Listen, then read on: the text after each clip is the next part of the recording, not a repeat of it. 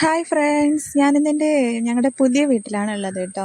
ഇവിടെ പാലുകാച്ച് നമ്മൾ മേടം 10 നല്ലൊരു ദിവസമായതുകൊണ്ട് നമ്മൾ പാലുകാച്ചിൻ്റെ ചടങ്ങ് മാത്രമായിട്ട് നടത്തി കേട്ടോ. നമ്മൾ പക്ഷേ ഇങ്ങോട്ട് താമസമൊന്നും ആയിട്ടില്ല, കാരണം എന്താ പണികളൊക്കെ ഇനിയും കഴിയാനുണ്ട്, അടുക്കളയുടെ പണിയൊന്നും കഴിഞ്ഞിട്ടില്ല. അങ്ങനെ ഒത്തിരി പണികളൊക്കെ കഴിയാനുണ്ട്. പക്ഷെ നമ്മൾ പാല് കാച്ചിയതുകൊണ്ട് 1-2 ദിവസം ഞങ്ങളിവിടെ പാചകമൊക്കെ ചെയ്തു കേട്ടോ. 2 ദിവസം കിടക്കുകയും ചെയ്തു. പക്ഷെ നമ്മൾ എല്ലാ സാധനങ്ങളൊന്നും കൊണ്ടുവന്ന് താമസമൊന്നും ആയിട്ടില്ല, പണികളൊക്കെ കഴിയട്ടെ എന്ന് വിചാരിച്ചു കേട്ടോ. അപ്പം മുകളിൽ ഞാൻ കുറച്ച് പച്ചക്കറികളും ചെടികളും ഒക്കെ നട്ടിട്ടുണ്ടേ. അപ്പോൾ ഇവിടെ ഫുള്ള് അതാ മുളക് മല്ലിയൊക്കെ ഉണക്കാൻ ഇട്ടിട്ടു. വിത്ത് മുളച്ച ചെടികളൊക്കെ ചെറിയ തൈകളല്ല, ഒക്കെ വാടി നിൽക്കുകയാണ് കേട്ടോ. അമ്മ കുറച്ച് മുളകും മല്ലിയൊക്കെ കഴുകി ഉണക്കാനിട്ട് കേട്ടോ. അപ്പം അതൊന്ന് ചിക്കിയിടാം. വിത്തുകളൊക്കെ നട്ടത് മുളച്ച് നിൽക്കുവാണ് കേട്ടോ. പക്ഷെ നല്ല വെയിലത്ത് വാടി നിൽക്കാം. അമ്മാതിരി ചൂടിയുമ്പോ നോക്കുന്ന താഴെ പോയിട്ട് കടിയൊക്കെ ഉണ്ടാക്കിയിട്ട് പിന്നെ വരാം. അപ്പം എനിക്ക് കുറച്ച് വരിക്കച്ചക്ക കിട്ടി കേട്ടോ. അപ്പം ആ വരിക്കച്ചക്ക കൊണ്ട് അട ഉണ്ടാക്കാമെന്ന് കരുതി. അപ്പോൾ അട ഇപ്പോൾ ഈ വരിക്കച്ചക്ക ആയതുകൊണ്ട് തന്നെ നല്ല കട്ടിയുണ്ട് കേട്ടോ. അത് മിക്സിയിലൊന്ന് അടിച്ചെടുക്കുവാണെങ്കിൽ കുറച്ചും കൂടി പൊടിഞ്ഞ് കിട്ടിയേനെ. പക്ഷെ മിക്സി ഇങ്ങോട്ട് കൊണ്ടുവരാത്തത് കൊണ്ട് പിന്നെ അരിഞ്ഞിടാമെന്ന് കരുതി കേട്ടോ.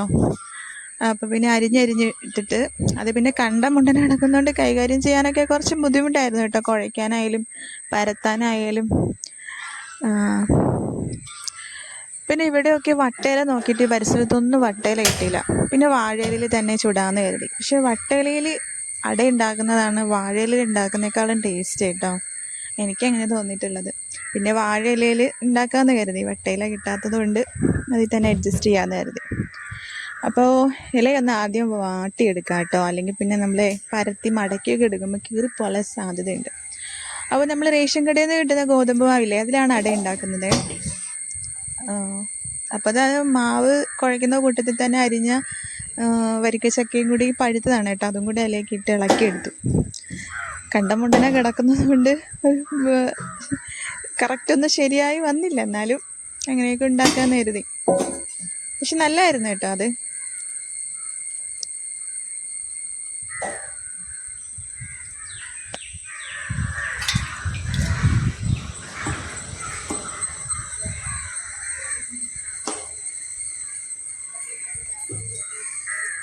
പരത്തി എടുക്കാനൊക്കെ കുറച്ച് ബുദ്ധിമുട്ടായിരുന്നു കേട്ടോ. അല്ല, ഒരുവിധമൊക്കെ അഡ്ജസ്റ്റ് ചെയ്ത് പരത്തി എടുത്തു.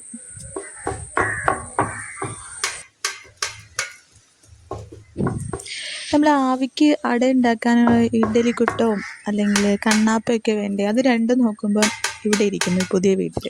അങ്ങനെ പിന്നെ ഇവിടെ കൊണ്ടുവച്ച് ഉണ്ടാക്കാമല്ലോ എന്ന് കരുതിയത് കേട്ടോ. ഇവിടെ ബാക്കിയെല്ലാം ഉണ്ട്, വിറകുണ്ട്, പുറത്ത് ആണ് അടുപ്പൊക്കെ. അപ്പം അടുപ്പൊക്കെ ഉണ്ട്. പിന്നെ അടുപ്പ് കൂട്ടാനുള്ള അടുക്കള ഒന്നും പുറത്തടുക്കളയൊന്നും ശരിയായിട്ടില്ല, എന്നാലും നമ്മൾ അടുപ്പ് അവിടെ പുറത്ത് വെച്ചിട്ടുണ്ട്. ഇതിൽ ശർക്കരയും തേങ്ങയും കൂടി എൻ്റെ നടുക്ക് വെച്ച് കൊടുക്കാം കേട്ടോ.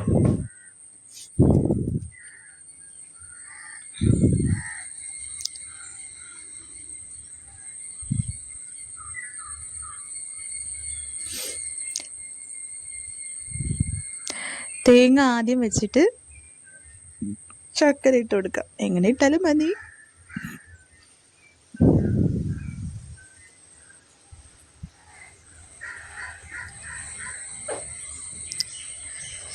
ഇനി ഇത് രണ്ടായിട്ട് മടക്കിയിട്ട് സൈഡൊക്കെ ഒന്ന് ഒട്ടിച്ചെടുക്കണം.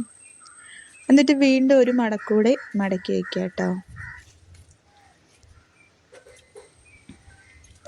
അങ്ങനെ ഇതേപോലെ എല്ലാ വാഴയിലയിലും അതുപോലെ പരത്തിയെടുക്കാം.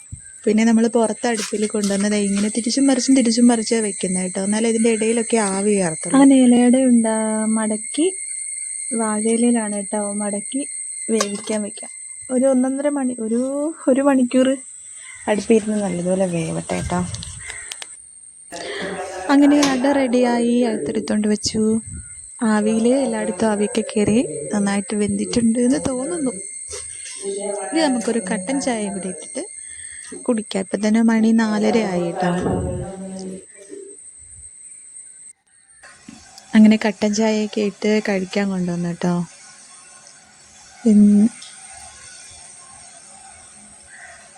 ഇങ്ങനെ മുറിച്ചെടുത്ത് കഴിക്കാൻ നല്ല ചൂടാണ്. ചൂടോടെ ശരിക്കും ഇത് തണുത്തിട്ട് കഴിക്കാനാണ് അതിൻ്റെ ടേസ്റ്റ്. പക്ഷേ ചൂടോടെ കഴിക്കുകയാണ് കേട്ടോ.